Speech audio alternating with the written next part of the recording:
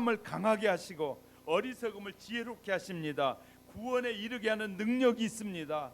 예수님께서 이러한 하나님의 말씀으로 그들의 심령을 채우고 고쳐주셨던 것입니다. 말씀을 듣는 시간이 흘러서 저녁이 되자 제자들이 예수님 앞에 고납니다. 15절에 보면 이곳은 빈들이요 때는 이미 저물었으니 무리를 보내어 마을에 들어가 먹을 것을 사 먹게 하소서.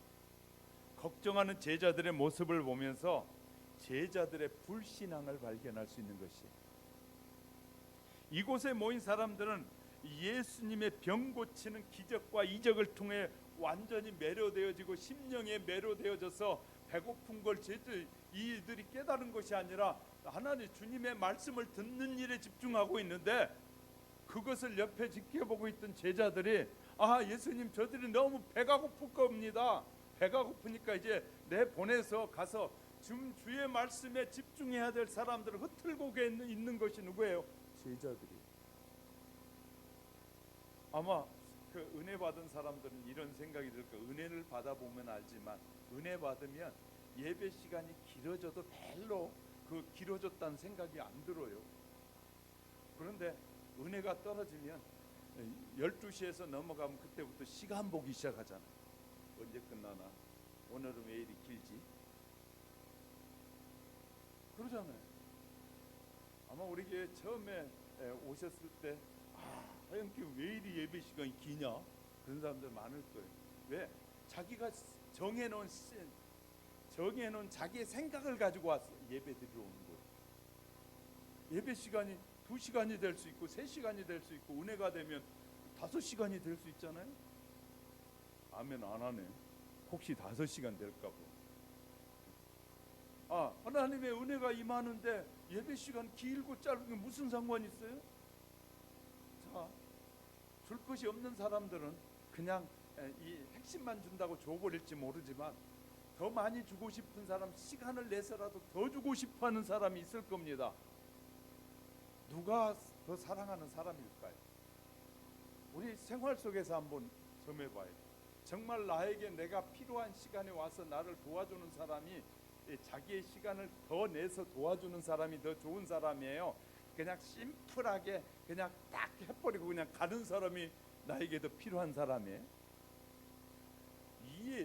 우리는 이해가 잘 부족한 사람이 너무나 많아요.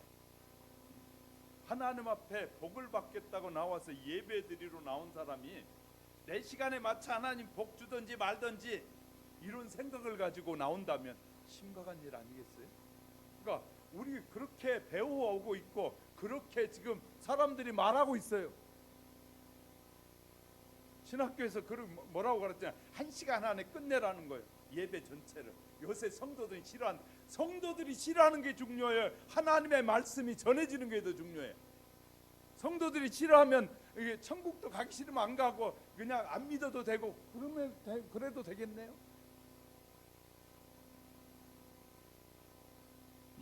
너무나 사람들이 잘못 생각하고 오해된 생각을 하고 있어요.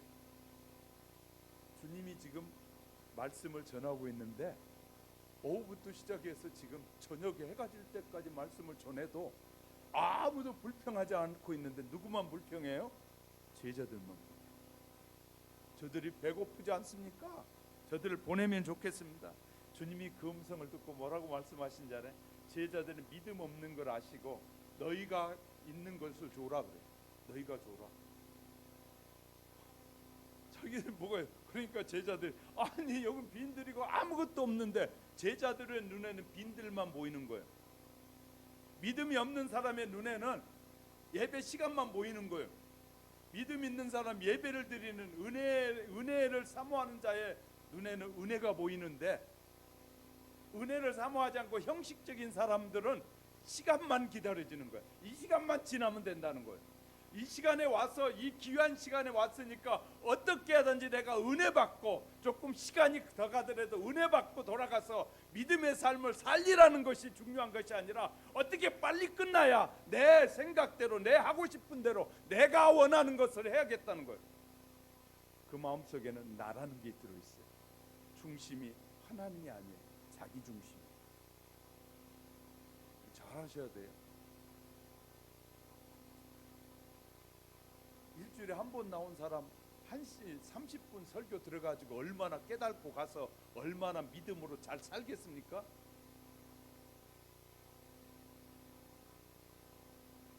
하나님의 말씀은요, 어느 때 믿음이 쑥쑥 자랐는 줄 아십니까?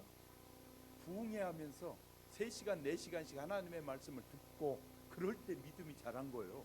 우리의 믿음은 하나님의 말씀을 배우고 공부할 때 우리의 믿음이 자라지, 가만히 와서 그냥 쳐다만 보고, 예배는요, 예배를 쳐다만 보고 가는 사람이 너무나 많아요. 예배는 내가 시간을 들이고 정성을 들이고 마음을 들이고 하나님의 은혜 안에 들어가려고 오는 것이지, 예배가 뭔지를 모르는 사람들이 얼마나 많은지 몰라요. 제가 신학교를 10년 다녔다고 했잖아요. 저는 예배학을 6학기를 했어요. 예배학만. 왜? 예배가 중요하기 때문에. 다른 사람 2학기 하고 끝내요. 지금 일반 대학원은 과정을 거치면 2학기 하고 예배학이 끝나요. 저는 3학교, 4학교를 다니면서 예배학만 6학기를 했어요. 예배가 그만큼 중요하기 때문에. 근데 이 정말 무엇이 소중한 것인지를 모르는 사람들이 너무나 많아요. 너무나 많아요. 예수님 그래서 너희가 먹을 거 주어라가, 제자들의 영혼의 배고픔을 느낀 사람들에게 하나님의 말씀을 열심히 가르치고 있는 예수님의 그 말씀 듣기보다는 그 듣기를 방해하는 것이에요.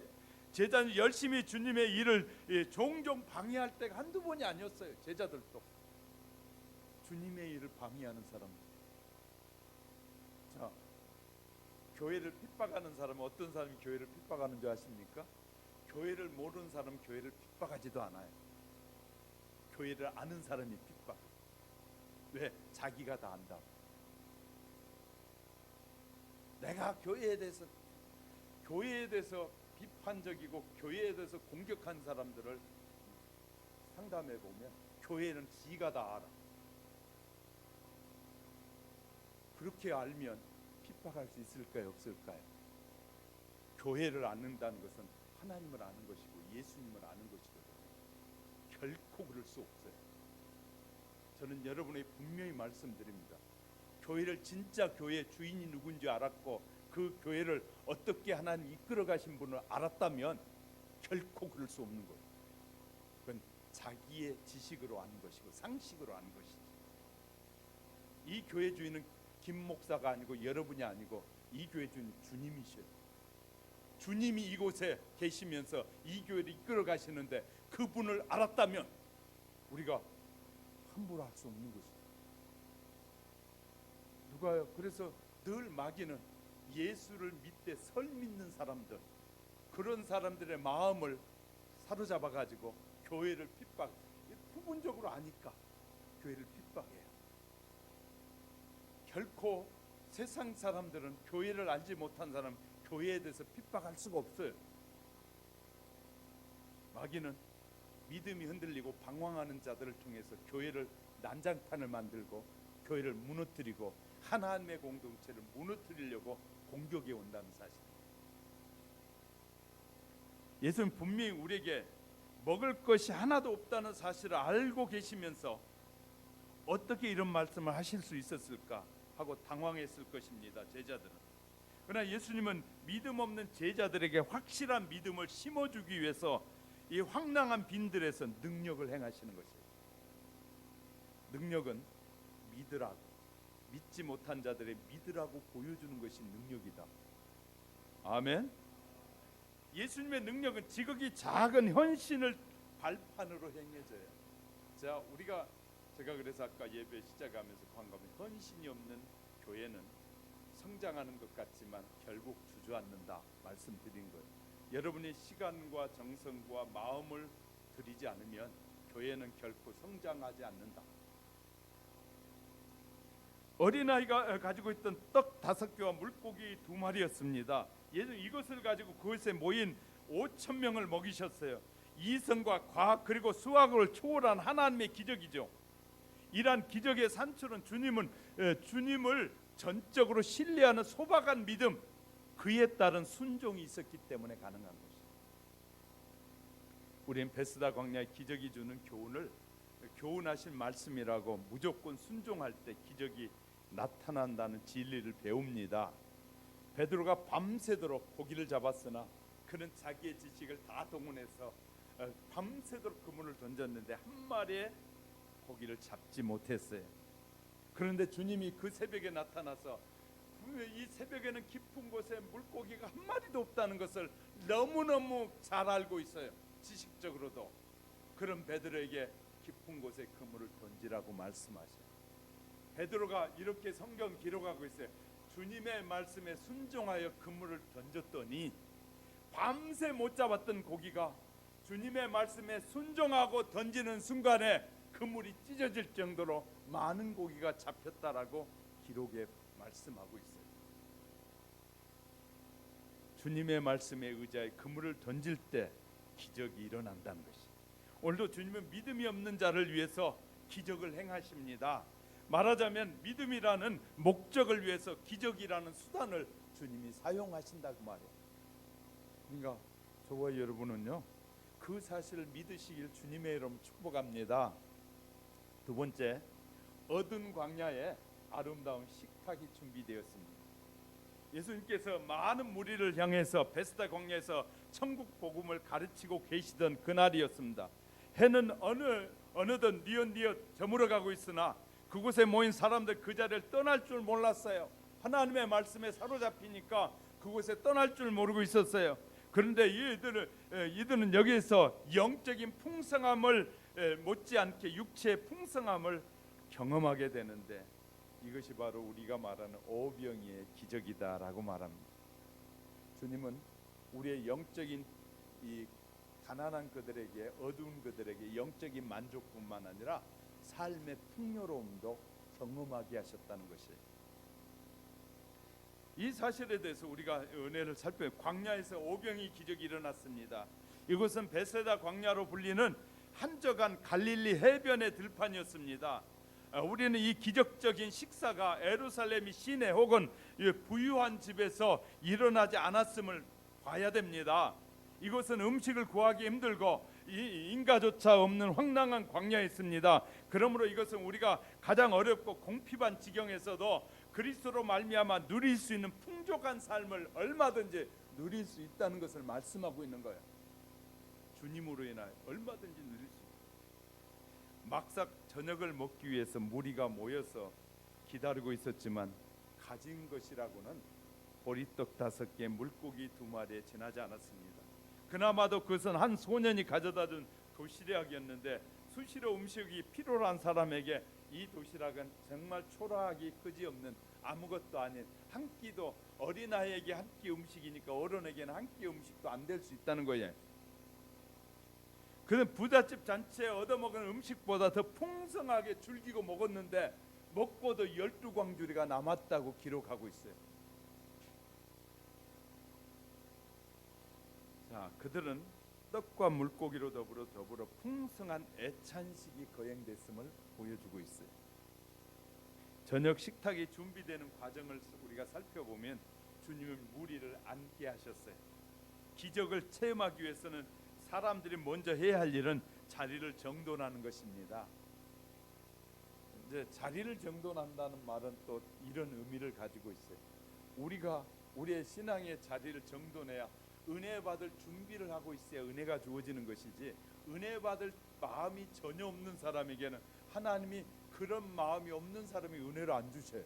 그러니까 여러분이 예배 드리러 나올 때 나는 이 예배 시간을 통하여 은혜를 받아야겠다는 그런 마음을 가지고 오셔야 은혜가 임하는 거예요. 그냥 예배 시간이니까 가, 안 오면 또 목사님 그냥 짜증내고 목사님 안 왔다고 하겠지, 이런 생각을 가지고 예배 드리러 온다면 우리 은혜가 받을 준비가 되어 있지 않는 것입니다.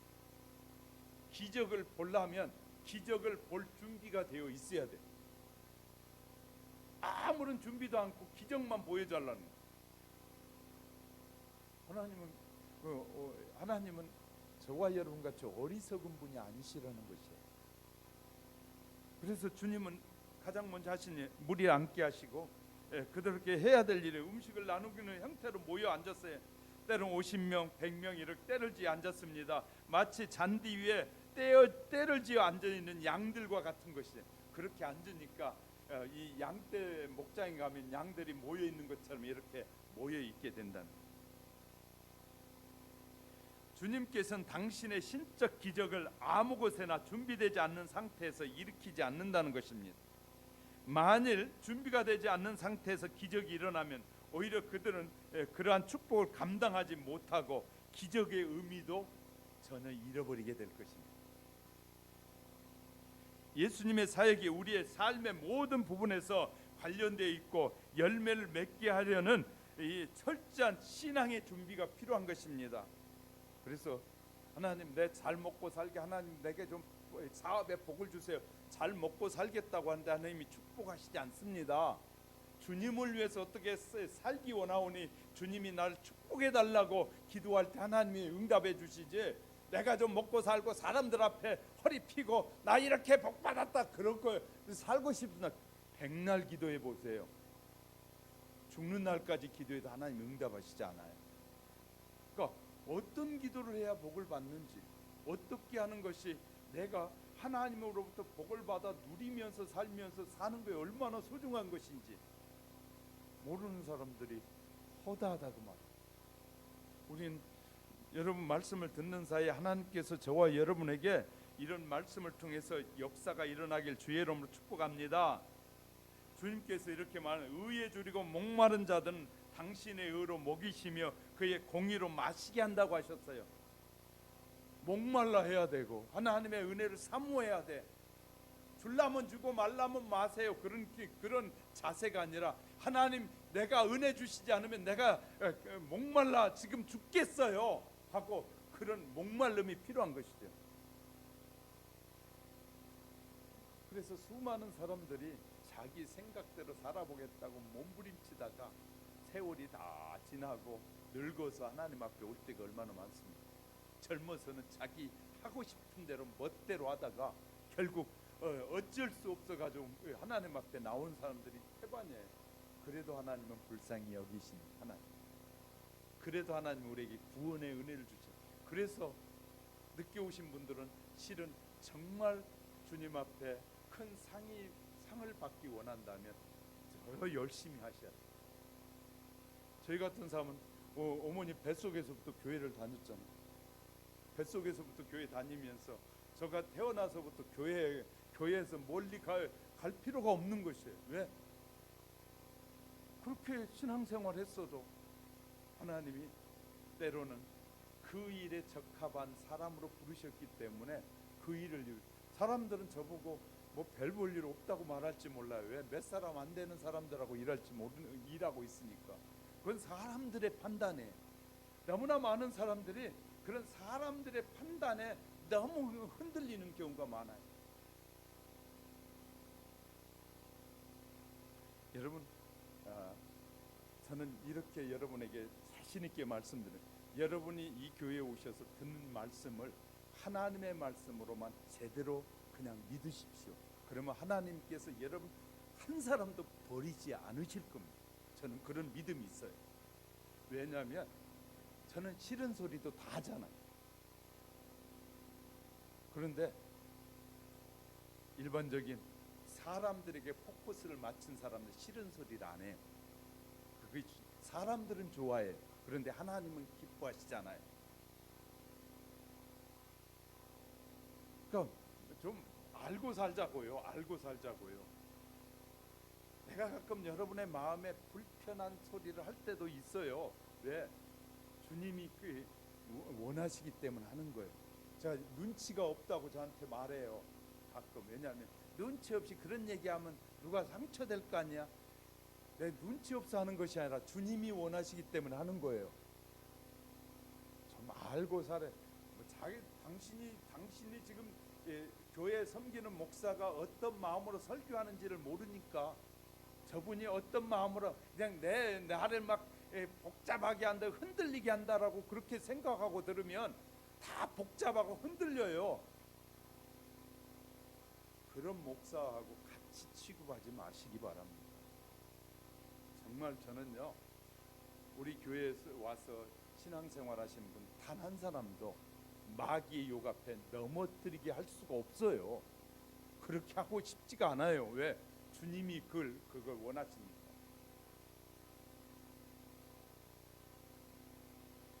주님은 음식을 손에 들고 축사기도를 했습니다. 하나님이 주신 주님은 드린 하나님께서 주님께서 드리는 하나님이신 주님이 드린 기도를 하나님이 들으시고 뭐하냐? 기적이 일어나요. 놀라운 것은요, 우리에게 또 주는 교훈이 있어요. 주님이 직접 나눠주지 않고 주님이 제자들을 부르신 다음에 제자들에게 나눠줘요. 그러면서 너희들이 가서 저들에게 나눠주라고 말씀하셔요. 의미가 있는 말씀들입니다.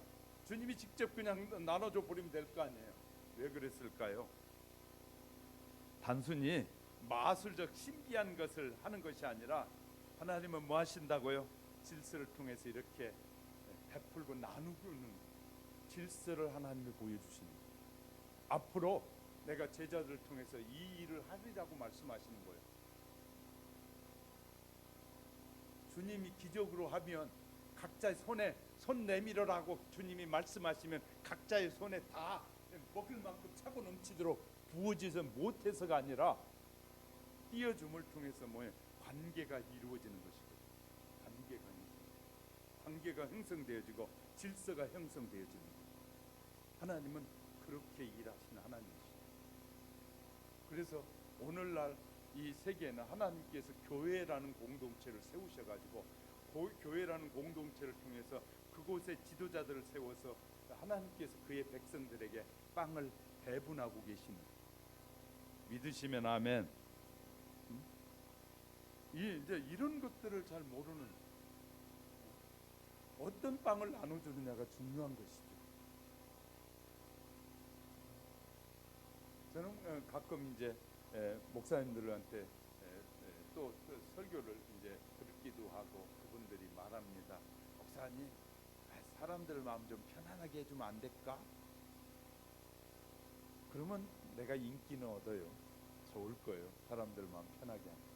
그런데 하나님은 기뻐하시지 않기 때문에, 저는 하나님이 저를 부르실 때 이렇게 부르셔요.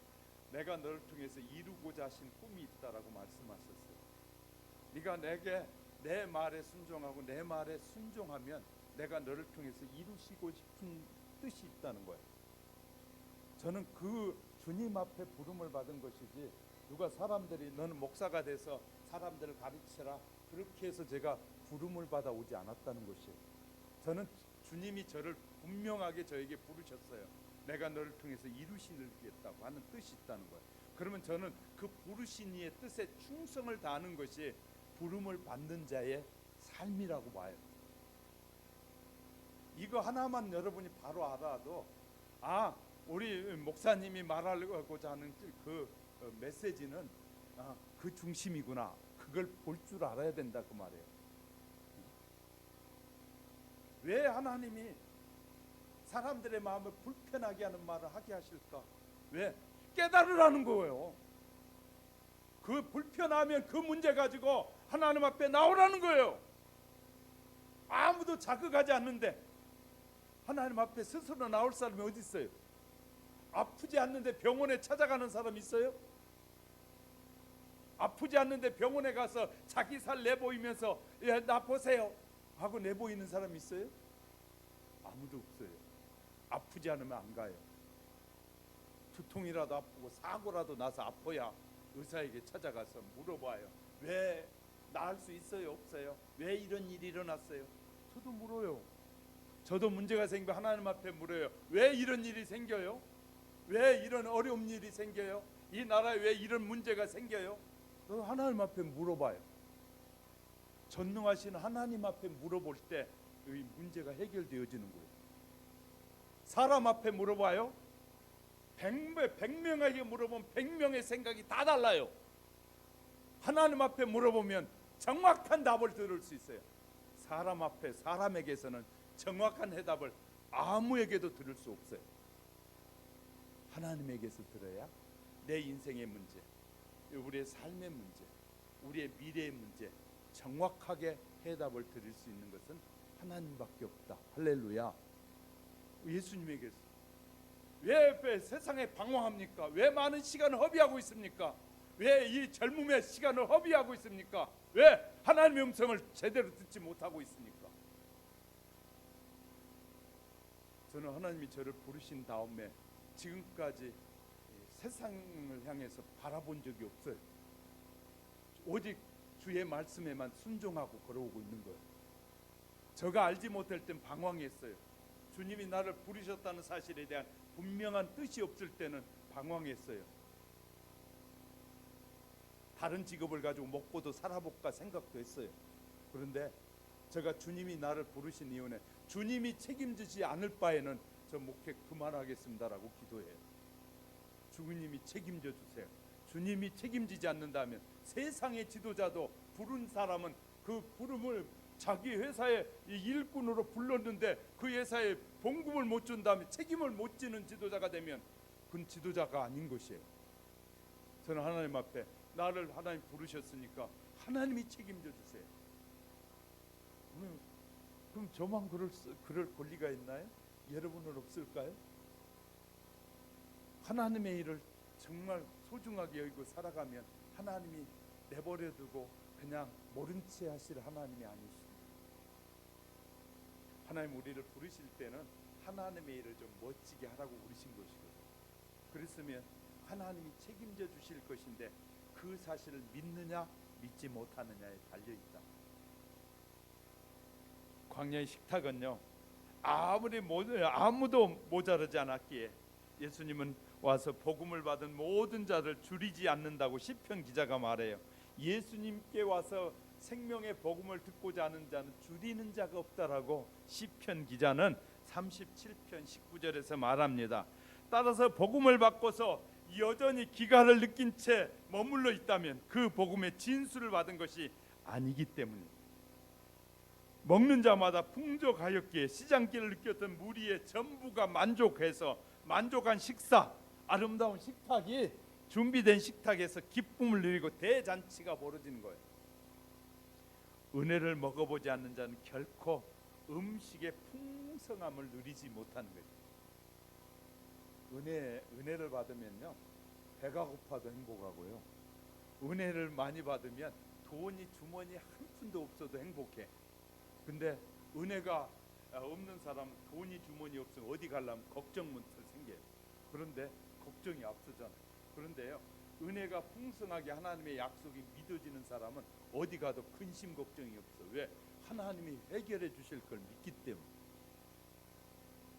그러니까 여러분의 삶에 근심 걱정이 많거든. 여러분은 지금 뭐 하고 있다는 것이에요? 여러분 스스로가 판단해 보실 수 있어요.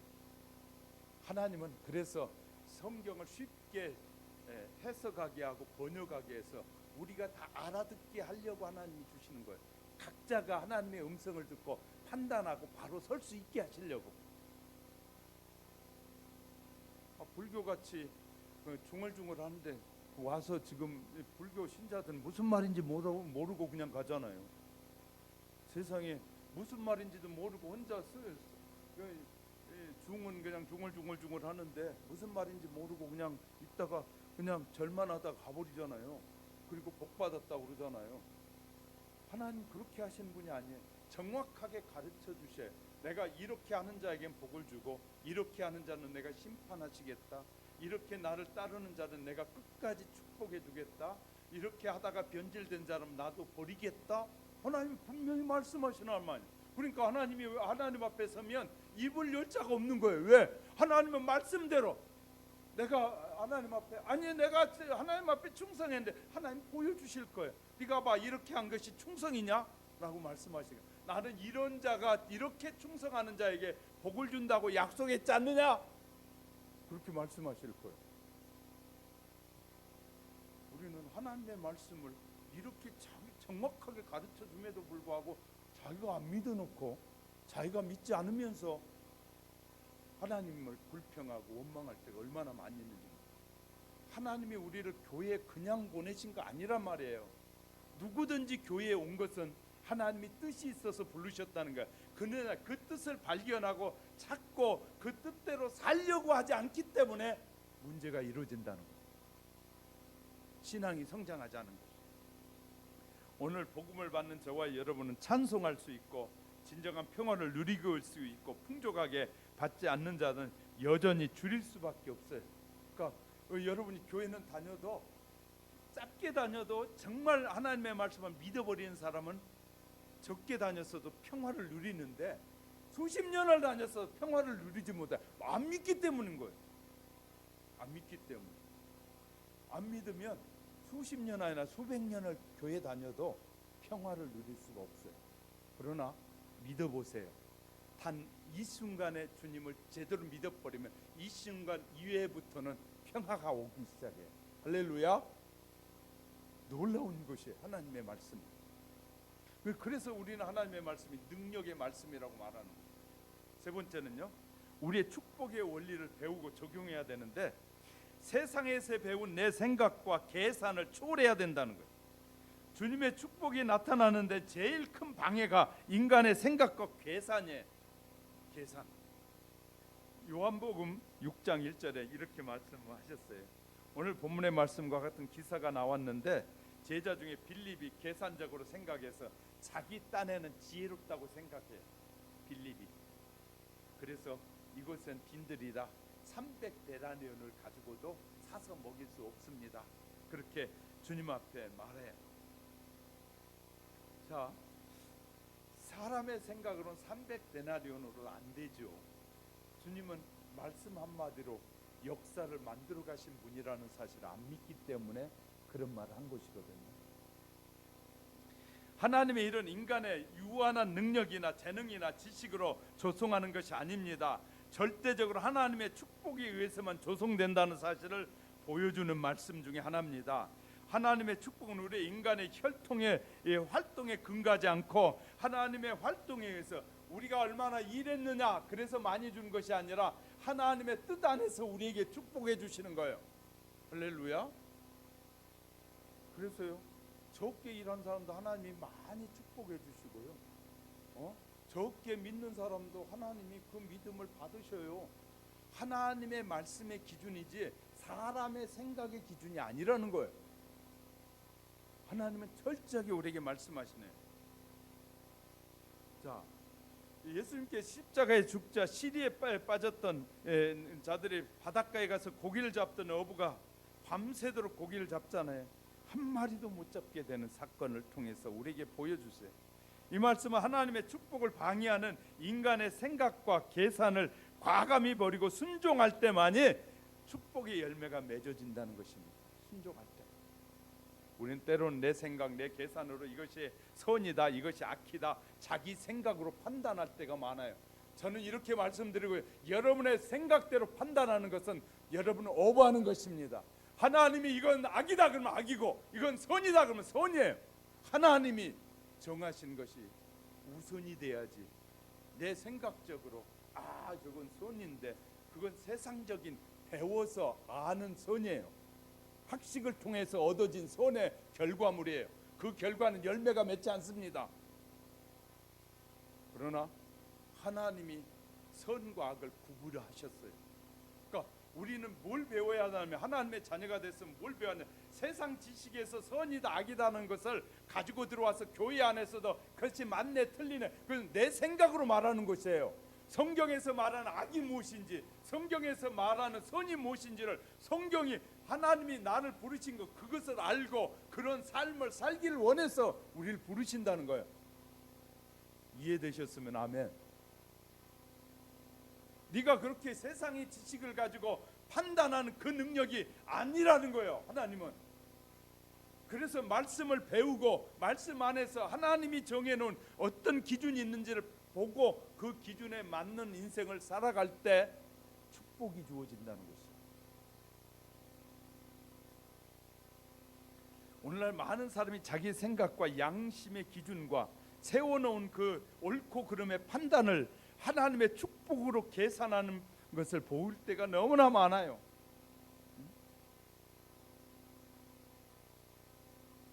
그러니까 우리가 잘 생각하고 신앙생활은요 바르게 해야 되는 것이. 그래서 바른 배움이 필요한 것이에요. 그래서 하나님께서 그런 마음을 저에게 주신 것 같아요. 공부를 그래서 제가 이 목회를 하면서도 공부를 하면서 얼마나 힘들고 지쳤는지 몰라요. 왜냐하면 이 목회하면서 가서 공부해야 되니까 이것이 지치고 지쳤어요.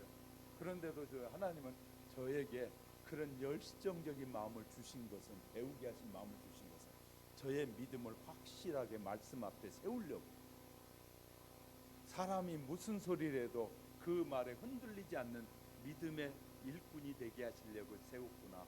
세월이 가면서 그게 느껴지는 거예요. 하나님이 그냥 나를 보내신 것이 아니었구나. 우린 사람들은 그런 이해력이 부족한 것 같아요. 우린 그런 이해가 필요하거든요. 하나님 앞에 자꾸 기도하면서 물어보면 하나님이 그런 부분도 깨닫게 하시더라고요. 내가 너를 그렇게 하는 이유가 있다는 거예요. 내가 너를 환난 가운데서도 그거 붙잡고 살려고 막 몸부림치게 하는 이유가 있다는 거예요. 이것을 알게 될 때 얼마나 큰 기쁨이 주어지게, 자신감이 생기. 나는 하나님이 뒤에서 보장해 주시는구나. 하나님의 약속이 있구나. 세상에 대통령도 믿고 나와서 별짓을 다 하는 놈들이 많잖아요. 대통령 쳐다보면서 해야 될 말인지 안 해야 될 말인지 모르고 막 국민의 뜻이라고 아무 데서나 말하는 인간들이 한두 사람이 아니잖아요. 국민의 뜻을 다 알 것 같은, 모든 국민의 뜻을 알아야지. 자기에게 필요한 사람들의 국민의 뜻만 알고 자기 반대하는 사람이 국민의 뜻은 전혀 거역한 것이 그 국민의 뜻인가요? 정말 너무나 많은 사람이 속고 산다는 것을 보여요. 눈에 보여요. 근데 사람들은 인식을 못해요. 그리고 자기가 한 결정이 다 옳은 것으로 착각하고 사는 거예요. 자, 두 번째는요. 첫 번째는 뭐가 필요하다고요? 말씀드렸어요. 첫 번째는 세상에서 배운 내 생각과 계산을 초월해야 된다. 두 번째는 소중한 것을 먼저 드릴 줄 알아야 된다. 할렐루야. 드린다는 그 자체가 하나님을 신뢰하고 믿는다는 말이거든요. 할렐루야. 우리는요, 교회도 마찬가지 같아요. 우리 교회는 안 그렇지만 다른 교회 들어보면 헌금 많이 하는 사람이 큰 소리 친대. 세상에 헌금 많이 하는 사람이 큰 소리 치면 부자들만 큰 소리 친다는 말이잖아요. 그건 잘못 가르쳐요. 잘못 말하고 있기 때문인 것이죠. 우리가 적든 많든 최선을 다하는 것은 다 하나님이 기뻐하시는 일이지. 그 교회, 내가 이 교회를 위해서 그 건물 짓는데, 건물 얻는데 돈을 많이 냈으니까 아마 내 말 해, 내가 한번 말해 좀 드려야 됩니다. 그런 사람이 있다면 저하고는 안 맞을 거예요. 분명히 말하자면 부딪힐 거예요. 왜? 하나님과 부딪히는 것이거든요. 하나님은요, 많이 내고도 겸손한 자를 찾으셔요. 적게 내고도 더 드리고 싶어하는, 안타까워하는 마음의 사람을 찾으셔요. 할렐루야. 하나님, 저도 없을 때는 조금 드릴 수밖에 없었어요. 하나님, 근데 많이 드리고 싶어요. 하여튼 하나님은요, 그 마음의 중심을 보기 원하셔요. 하나님 앞에 드리는 것은 우리 집사람이 저보다 더 잘하는 거예요. 더 그냥 듬성듬성 드려요. 그러니까 하나님이 그 손에 많이 또 주셔요. 그 고백대로 하나님은 자기에게 돈 주고 나는 돈 쓰는 사람이고, 하나님이 얼마나 이렇게 지혜롭게 하시는지 몰라. 돈 받은 사람이 있고 쓰는 사람도 다른 사람이 주님을 위해서 쓰는. 자, 우리가 적고 많고가 중요한 것이 아니라 하나님 앞에 드리고 싶은 마음. 저도 하나님, 우리 교회에서 가장 헌금을 많이 드리는 삶을 살고 싶어요 하고 기도해요. 왜? 성도들만 많이 드리나요? 나는 많이 드리면 안 되나요? 그러니까 축복에 대한, 하나님의 축복에 대한 그런 마음이 없으니까 그런 생각을 안 하는 거예요. 나는 하나님의 축복을 좀 더 받고 싶어요. 그러니까 하나님, 우리 교회에서 내가 가장 많이 하나님 앞에 드리는. 근데 이제 그것을 이렇게 살펴볼 수 있어요. 어떤 사람 11조만 드리는 걸로 나는 많이 했다 그런 사람이 있을 수 있지만 우린 10에 2조 3조까지 드리는 것이 하나님이 보실 때는 어느 것이 크겠어요? 저 분별할 줄 알아야 되거든요. 그러니까 우리는 그래서 하나님 앞에 드리고 싶은 마음, 하나님 내가 최고 많이 드리는 지도자가 되고 싶습니다. 우리 교회에서는 내가 더 복을 받고 싶습니다. 내가 주님을 더 알고 싶습니다. 내가 늘 기도하는 것, 내가 더 주님을 깊이 알고 싶습니다. 이것이 하나님이 우리에게 주신 축복의 길이거든요. 그래서 세 번째는요, 하나님의 축복을 꿈꿔야 돼요. 자꾸 받고 싶고 그 나를 위해서 누리는 것이 아니라 주님을 위해서 일하려고 하면 그 삶의 복이 나에게 누리게 된다. 할렐루야. 너무너무 이제 우리가 잘 알아야 되는데, 그래서 성경이 이렇게 말해. 성도들의 꿈을 갖고 그것이 크면 클수록 하나님이 그 믿음대로 부어주신다고 하면서 성경 우리에게 이렇게 말씀해. 내 입을 크게 넓게 열라. 아멘 안 하시네. 예. 자, 내 입을 넓게 열라. 내가 채우시리라. 주님이 그렇게 말씀해. 너희가 입을 넓게 넣으면 하나님이 채우신다는 거예요. 그러면서 예수님이 이렇게 말해. 내 믿음대로 될지어다. 내 믿음대로 될지어다. 주님이 축복 주는 것은 믿음대로입니다. 축복. 우리가 어떤 믿음을 갖고 사느냐 너무너무 중요하죠. 성도들이 허영심이나 정력으로 허망된 꿈을 가지면 안 되죠. 진정으로 하나님의 영광을 위해서 헌신하며 사는 사람에게 그 믿음의 꿈대로 하나님이 부어주신다는 거예요. 그러니까 우리는 입을 크게 열어야 되고 큰 꿈을 가지셔야 돼. 그리고 여러분 모든 삶에서 정말 졸리기 쉽고 그런 때잖아요. 저는 설교를 또 길게 하잖아요. 여러분이 잘 아시는 것처럼. 왜? 좀 더 주고 싶어서 그래. 어떻게 하든지 조금 더 여러분이 깨닫고 말씀의 세계 속으로 좀 더 들어오기 원해서. 하여튼 뭐 일주일에 한 번 오시는데 한 번 가지고는 말씀을 정말 조금이라도 더 이해시켜고 바르게 깨달아가게 하려니까 자꾸 더 시간이 가는 것이. 사랑하는 성도 여러분, 그런 주의 종의 마음을 이해하고 여러분도 하나님 앞에 정말 최선을 다해서 우리 함께 주님께 더 가까이 가서 하나님이 우리에게 주시고자 하는 축복을 누리고 정말 주님이 기뻐하시는 그 방법대로 그 원리를 따라 우리가 살아가는 지혜로운 자가 되시기를 주님의 이름으로 축복합니다. 기도하겠습니다.